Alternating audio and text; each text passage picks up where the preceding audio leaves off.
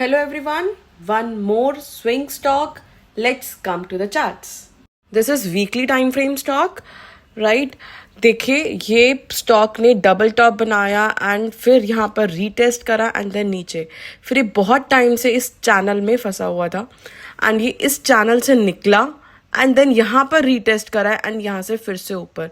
When it cross this level that is this is just a second this level is 409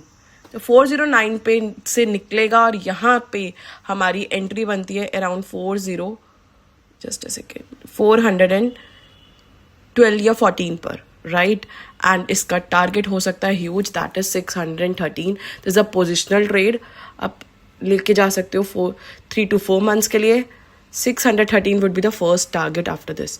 right? And इसका stop loss बहुत छोटा सा that is इसका जो ये swing high बनने start हो गए हैं higher highs higher lows बनना start हो गया है इस वाले level के नीचे that is it is 372